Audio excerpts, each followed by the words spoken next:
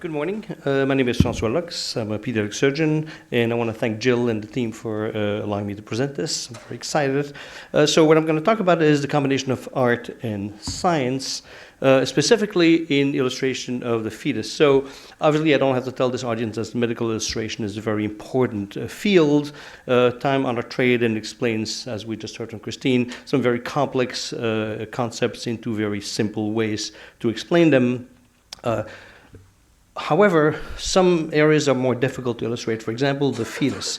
So illustrating a fetus through the ages has been very difficult. It's hidden from view. And so most people had no choice but to extrapolate from children, from newborns and children, which would explain why those two on the left look like full-grown babies. It does not explain why the one on the right seems to be skating down a half-pipe, but that's a different story. And so either from observation from postnatal individuals or from autopsies. And this goes way back. I mean, this is probably one of the most famous iconic illustrations of a fetus, obviously based on a unfortunately dead fetus by Da Vinci. This was through the ages 17th century. We have Robert Bigelow and Gerard de Leresse in the Netherlands in the 18th century with the Hunter brothers and Van Ramsdijk, who illustrated their findings, often very close to term, and typically women who would die in childbirth and would have autopsies and therefore illustration of a dead fetus, all the way to the 19th century. And in fact, even today, we know those iconic images, those beautiful, almost alive fetuses that have been the inspiration for a lot of current illustrations of a fetus. In fact, not everybody knows that those incredible photographs by Lyndon Nielsen from Stockholm were in fact either fetuses that were aborted or were going to be aborted and where the women had given their permission for the photographs to be taken. So even those that we think are very lifelike and in fact are being used a lot by right-to-lifers turned out to be in fact dead fetuses. So what do we do? Very often illustrators will take a newborn, slap on an umbilical cord, and there you have a fetus. And this is pretty clear that this is not a real fetus. This is based on a newborn baby. On the other hand, medical imaging has become incredibly sophisticated. We have better and better ultrasound. Of course, now we have fetal MRI, which gives incredible images, as you can see here. And then, thanks to the work of post-acquisition volume and texture rendering, you can make this into a 3D ultrasound, which looks like this baby is winking at us with his fetus. And I'll show a little more about this one as well. So those are really incredibly lifelike representations of a live fetus in a normal condition.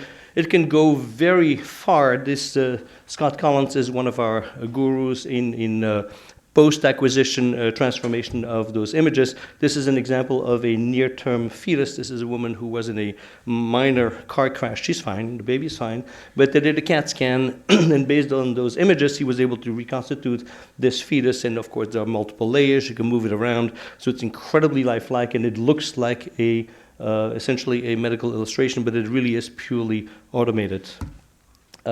However, even though it's very sophisticated, you can still see that it's less than perfect. The winking baby in the middle, clearly there's something off with him, although it turns out that it was perfectly fine. The one on the left who's supposed to rotate, but you can see there are a couple of warts that's not perfect. The one on the right is in fact, very helpful illustration of a fetus with a cystic hygroma, so a lymphatic malformation of the neck in green. And this was a late gestation fetus, so we didn't have a whole lot to work with because we couldn't get a full view of the fetus in one plane. But you can guess that this could be helpful for the physician, but it doesn't look real.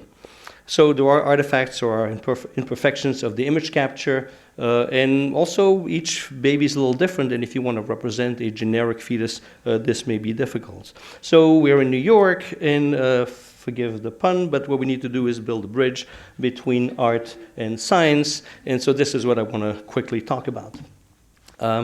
So what we want to do, and what I want to show you, is the hybrid approach where the sum is greater than, the total is greater than sum of its parts, is what I meant to say. And so you start with a 2D image acquisition. You then apply those techniques of volume and surface rendering, which allows you to explore all the angles of the image and the fetus in this case, so that you can build the very best template, and then you ask the medical illustrator to work on that. And then finally, you need to know your audience, and I think Christine touched on that as well. It depends who you're doing it for and what you need to show.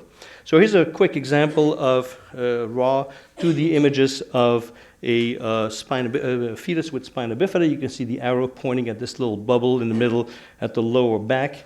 And these are multiple images, so you can take those slices and pretty much put them together, and then use a computer, this is off the shelf, to recreate something that looks much more three-dimensional. You can also add color, and this is, of course, it's semi-manual, so the person doing that has to know a little bit about what they're doing, and you now recreate, you see the fetus upside down with superimposed the uterus and the placenta in green and the umbilical cord. And then you can clean it up. You can do thin slice interpolation, and ultimately you end up with an image that looks much, much more like a fetus in almost like an illustration. And then you can rotate it in multiple axes to find the best way to represent it. And ultimately, you make your illustration. And so this is an illustration made by one of our students, undergrad students, who's an incredible artist. And this is great to be able to show, for example, families, parents who are expecting a baby with spina bifida, what it really is going to look like. This may be a little more practical for medical students to explain the various components. Here's a quick example of a case that we had about a year and a half ago of conjoined twins from Minnesota, and they asked us to illustrate this. And the problem was, this was at 16 weeks, so very, very early. In the images, you can see babies there, but you can't see a whole lot more. The arrows point to the where they were joined, but it's really not very helpful. Scott Collins was able to do this very cute little rotating conjoined twins, and you can see the babies, but you don't see a lot of details. But thanks to that, we're able to choose the right plane to show best how they were attached. And then, even though it's not bad, I mean, obviously those babies did have hands and feet and not just stumps. This is because it was such an early gestation, it's the best they could do. But also, this was definitely the true connection, we knew that. But this is an artifact, so you have to clean it up. And this is what one of our other art students did. This is an illustration that was very helpful for the family to know what the babies would look like. But there were some important questions for the team.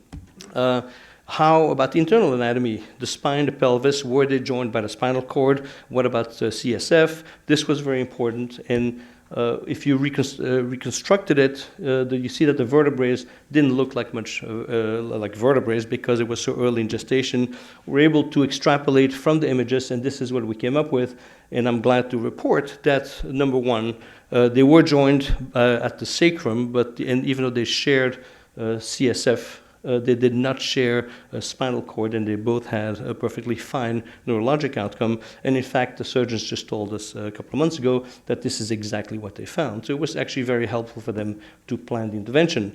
Of course, conjoined twins are extremely rare, 1 in a million, so you'll never see one again until 2 months later when we had another pair of conjoined twins. And these are our cases, and they were joined in front, and also very early, 16 weeks. I'm going to skip through the faces, but this is what Scott Collins was able to give us, rotating fetuses to try to figure out how they were attached. And you can see, again, a lot of artifacts, but at least it gave us an idea. This is, on the left-hand side, Matt Rios, our art student, who did that, which was very helpful for the family to understand what they would look like. But on the right-hand side is a more internal anatomy, which is really important for our team to separate the twins. And this is what they looked like at birth. And on the left-hand side, a shout out to one of my partners, who is also a pediatric surgeon and doesn't call herself an artist, but clearly has a lot of talent as well. So she essentially did a quick sketch of what they looked like, and it correlates almost perfectly, not perfectly, with what we thought was happening at 16 weeks. So in conclusion, medical illustration is, of course, important to disseminate medical information. Post hoc manipulation of diagnostic imaging is really impressive, but it is flawed. And so combining the technologies, combining technology and art optimizes the didactic value of an illustration with maximal anatomic accuracy. And because it's inherently hidden from view, the fetus benefits the most from this approach, but this is clearly not limited to the fetus, can be applied to other fields as well. Thank you very much.